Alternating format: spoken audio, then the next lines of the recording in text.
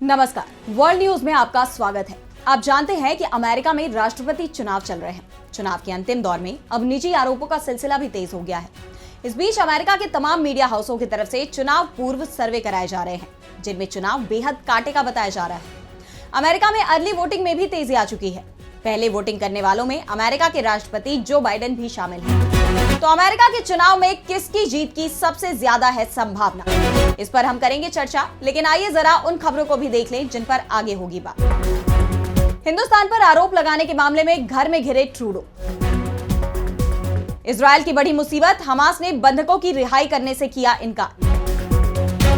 और चलते चलते में बात करेंगे रूस के सैन्य ड्रिल से चिंता में पड़ी दुनिया। तो अमेरिका में राष्ट्रपति चुनाव के लिए सप्ताह भर का भी समय नहीं बचा है। 5 नवंबर को वोटिंग होगी और वोटिंग से पहले मीडिया में जो सर्वे सामने आ रहे हैं, उससे डेमोक्रेट उम्मीदवार कमला हैरिस और रिपब्लिकन उम्मीदवार डोनाल्ड ट्रंप दोनों की चिंता बढ़ी हुई है। समाचार एजेंसी रॉयटर्स और इप्सोस के चुनावी सर्वे में कमला हैरिस को 44%, तो डोनाल्ड ट्रंप को 43% वोट मिल सकते हैं। यानी कमला हैरिस को 1 अंक की बढ़त है। सीबीसी न्यूज के सर्वे में कमला हैरिस को 50%, तो डोनाल्ड ट्रंप को 49% वोट मिल सकते हैं। जबकि एबीसी न्यूज सर्वे में कमला हैरिस को 51% और डोनाल्ड ट्रंप को 47% वोट मिलने का अनुमान है। इस बीच अमेरिका में अर्ली वोटिंग प्रोसेस के जरिए अब तक 5.5 करोड़ लोग वोट डाल चुके हैं और इनमें भी कमला हैरिस को ही बढ़त मिलती दिखाई दे रही है। इस बीच अमेरिका में हिंदुस्तानी मूल के लोगों की भी पहली पसंद कमला हैरिस बनती दिख रही है। हिंदुस्तानी मूल के 65% लोग कमला हैरिस के समर्थन में वोट देते नजर आ रहे हैं। इस बीच अब सभी की नजरें लॉन एलिप्से में होने वाली कमला हैरिस की सभा पर टिकी है। एलिप्से को अमेरिका में राष्ट्रपति पार्क के नाम से भी जाना जाता है। द न्यूयॉर्क टाइम्स के अनुसार राष्ट्रपति पद के उम्मीदवार हैरिस एलिप्से से अमेरिकियों से डोनाल्ड ट्रंप के अतीत पर विचार करने की बात कह सकती है। वो अपने संबोधन में जनता का ध्यान 6 जनवरी 2021 की घटना पर आकर्षित कराएंगी। ये वही घटना है जिसके लिए ट्रंप की जमकर आलोचना हुई। पूर्व राष्ट्रपति डोनाल्ड ट्रंप ने इसी तारीख को अपने समर्थकों से लॉन एलिप्से से कैपिटल तक मार्च करने का आग्रह किया था। इस दौरान हुए टकराव के कारण उनकी जमकर फजीहत भी हुई। उन पर चुनाव परिणाम को पलटने के आरोप लगे थे। राष्ट्रपति पार्क के नाम से जाना जाने वाला एलिप्से 52 एकड़ की एरिया में फैला है और व्हाइट हाउस के ठीक दक्षिण में है। इस पार्क तक फुटपाथ के जरिए पहुंचा जा सकता है। The associated press NORC centre for public affairs research की ओर से किए गए सर्वे ने भी ट्रंप पर सवाल खड़े कर दिए हैं। सर्वे में कहा गया है कि 40% रजिस्टर्ड वोटरों का कहना है कि ट्रंप अगर चुनाव हारते हैं तो वो चुनाव परिणामों को पलटने के लिए हिंसक कोशिश कर सकते हैं। ट्रंप चुनाव अभियान में लगातार धांधली का दावा कर रहे हैं। उनका कहना है कि अगर चुनाव में धांधली नहीं हुई तो उनकी हार नहीं हो सकती और इसी बात से अमेरिकियों को फिक्र हो रही है। करीब 90% रजिस्टर्ड वोटर्स का मानना है कि जब हर राज्य में वोटों की गिनती पूरी हो जाए और कानूनी चुनौतियों का समाधान हो जाए, तब राष्ट्रपति चुनाव में हारने वाले को हार मान लेनी चाहिए। अब अगली खबर में बात कनाडा की कि कैसे वो अपने ही जाल में फंस गया है। तो कनाडा के पीएम जस्टिन ट्रूडो ने हिंदुस्तान पर गंभीर आरोप लगाए हैं कि हिंदुस्तान सरकार की तरफ से उनके देश के नागरिकों की जान ली गई और वो भी कनाडा में। इसके बाद से ही दोनों देशों के राजनयिक संबंध लगभग टूटने के कगार पर हैं। दोनों देश एक दूसरे के उच्चायुक्त को निष्कासित कर चुके हैं और अब इस मामले में बड़ा खुलासा हुआ है, जिसमें ट्रूडो सरकार बुरी तरह से फंस गई है।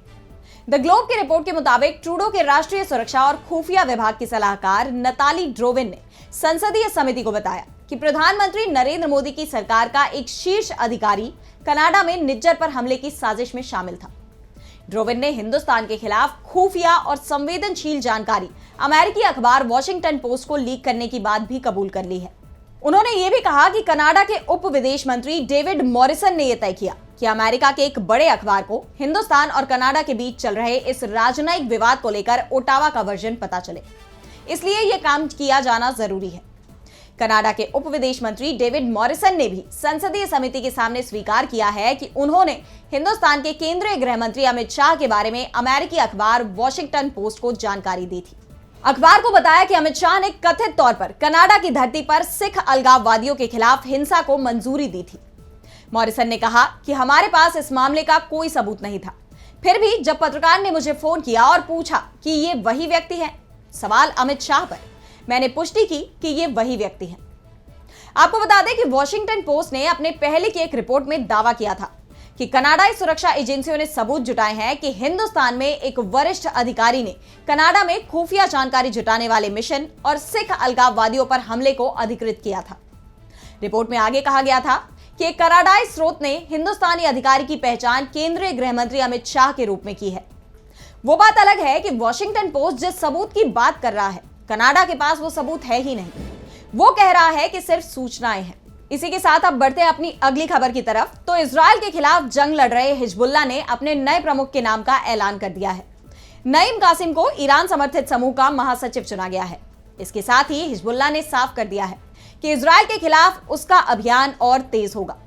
तो इजराइल ने नईम कासिम की तस्वीर जारी कर दावा किया कि कासिम हिजबुल्लाह का टेम्पररी चीफ है, जल्दी ही उसका खात्मा कर दिया जाएगा। साफ है कि यह जंग थमती नहीं दिख रही है।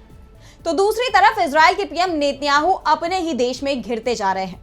हमास के कब्जे से बंधकों को रिहा नहीं करा पाने को लेकर इजराइल में नेतन्याहू के खिलाफ लगातार विरोध प्रदर्शन हो रहे हैं।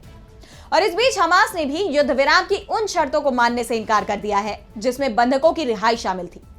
यानी इजराइल के लिए अपने बंधकों को मुक्त कराना बहुत मुश्किल होता दिखाई दे रहा है। लेकिन इस बीच इजराइल के हमले में बेकसूरों की जान जाने का सिलसिला भी नहीं थम रहा है। गजा और लेबनान में इजराइल के हमले में 200 से ज्यादा लोगों की जान चली गई। इजराइल ने सदर्न लेबनान और गजा पर हमला किया है। दरअसल इजराइल ने दक्षिणी लेबनान के सिडोन शहर के पास सराफंद और हरेत सईदा में हवाई हमले किए, जिनमें करीब 77 लोगों की जान चली गई। जान जाने वालों में महिलाओं की संख्या सबसे ज्यादा है। वहीं अल जजीरा ने सूत्रों के हवाले से बताया कि गजा में इजरायली हमलों में कम से कम 143 फिलिस्तीनियों की जान चली गई। इस बीच नॉर्दर्न गजा में 4 इजरायली सैनिक और सदर्न लेबनान में 1 इजरायली सैनिक की जान जाने की भी खबर है। इस तरह 7 अक्टूबर 2023 हमले के बाद से अब तक 777 इजरायली सैनिकों की जान जा चुकी है। वहीं इजरायल को सहायता समूहों से भी कड़ी आलोचना का सामना करना पड़ा, क्योंकि उसकी संसद ने एक ऐसा विधेयक पारित किया है जो फिलिस्तीनी शरणार्थियों के लिए संयुक्त राष्ट्र एजेंसी की फिलिस्तीनी क्षेत्रों में काम करने की क्षमता को प्रतिबंधित करता है। संयुक्त राष्ट्र राहत एवं कार्य एजेंसी UNRWA के नाम से जाने जाने वाली ये एजेंसी गजा में सबसे ज्यादा लोगों तक सहायता पहुंचा रही है। और अब चलते चलते में बात करेंगे यूक्रेन युद्ध में रूस की बड़ी तैयारी की। यूक्रेन के साथ रूस की जंग करीब 2 साल से चल रही है। इस बीच रूस ने परमाणु यूनिट की ड्रिल की है। इसमें बैलिस्टिक और क्रूज मिसाइलें सटीकता के साथ दागी गई। रूसी राष्ट्रपति व्लादिमीर पुतिन ने क्रेमलिन में मौजूद परमाणु सेंटर से इस ड्रिल की मॉनिटरिंग की। इस अभ्यास की शुरुआत से पहले पुतिन ने कहा कि हम रणनीतिक निरोधक यूनिट की प्रैक्टिस कर रहे हैं। इसमें परमाणु हथियारों के उपयोग का अभ्यास किया जाएगा। उन्होंने कहा कि रूस परमाणु हथियारों का उपयोग केवल अंतिम उपाय के रूप में करेगा। रूस की सैन्य नीति में यह सिद्धांत है कि परमाणु हथियारों का उपयोग केवल तब किया जाएगा जब देश की संप्रभुता की रक्षा के लिए जरूरी हो। पुतिन ने कहा कि न्यूक्लियर ट्रायड हमारी संप्रभुता और सुरक्षा की मजबूत गारंटी है। यही ताकत हमें वैश्विक शक्तियों के साथ संतुलन को बनाए रखने में मदद करती है। रूसी रक्षा मंत्रालय ने बताया कि ड्रिल में न्यूक्लियर ट्रायड शामिल था, जिसमें जमीन, समुद्र और हवा से मिसाइलें दागी गई। इसमें परमाणु हथियार ले जाने में सक्षम यार्स मिसाइल भी इसका हिस्सा थी, जिसे रूस के प्रमुख हथियारों में से एक माना जाता है। यार्स मिसाइल जमीन से हमला करने वाले रूस की स्ट्रैटेजिक न्यूक्लियर फोर्स का मुख्य हिस्सा है। यार्स एक अंतर महाद्वीपीय बैलिस्टिक मिसाइल है जो परमाणु हथियारों के साथ कई वॉरहेड ले जाने में सक्षम है। मिसाइल रक्षा प्रणाली को भेदने में सक्षम यह मिसाइल 12,000 किलोमीटर तक लक्ष्य को निशाना बना सकती है। इसका मतलब है कि यह अमेरिका और ब्रिटेन तक हमला करने में सक्षम है। यह लक्ष्य पर बेहद सटीकता के साथ निशाना बना सकती है। इसे मोबाइल लॉन्चर या साइलो में तैनात किया जाता है, जिसके चलते इसका पता करना और निशाना लगाना मुश्किल होता है। और पुतिन के इस ऐलान ने पूरी दुनिया के सामने बड़ी चिंता खड़ी कर दी है। वैसे पुतिन ने यह भी साफ कर दिया है कि इसका उपयोग वो अंतिम विकल्प के रूप में करेंगे, लेकिन पुतिन की चेतावनी ने अमेरिका और उसके सहयोगियों को चिंता में जरूर डाल दिया है। तो आज इस वर्ल्ड बुलेटिन में इतना ही। अब मुझे दीजिए इजाजत और आप बने रहिए DB लाइव के साथ। नमस्कार।